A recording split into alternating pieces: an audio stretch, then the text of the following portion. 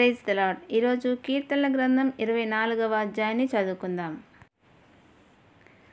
భూమి దాని మీద ఉన్నదంతా యెహోవాకు చెందినవే, లోకము అందులో ఉన్నవారు కూడా ఆయన సొత్తే. ఎందుకంటే భూమిని సముద్రాలపై నిలిపినవాడు, ప్రవాహాల మీద దానిని సుస్థిరం చేసినవాడు ఆయనే. యెహోవా కొండపైకి ఎక్కిపోగల హక్కు ఎవరికి ఉంది?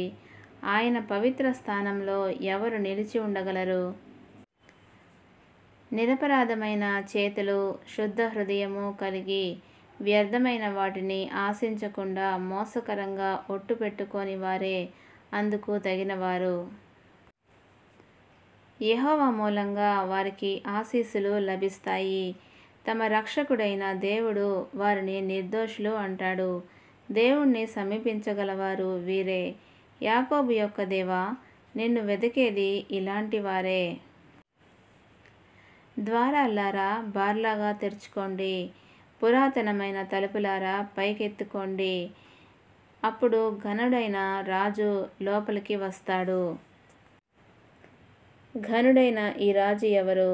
ఈయన మహాబలాఢ్యుడైన యెహోవా, యుద్ధశూరుడైన యెహోవా. ద్వారాలారా బార్లాగా తెరుచుకోండి, పురాతనమైన తలుపులారా పైకెత్తుకోండి. అప్పుడు ఘనుడైన రాజు లోపలికి వస్తాడు. ఘనుడైన ఈ రాజు ఎవరు? సేనల ప్రభువు యెహోవా, ఘనుడైన రాజు ఈయనే. దేవుడి పరిశుద్ధ వాక్యమును దీవించునుగాక. ఆమేన్.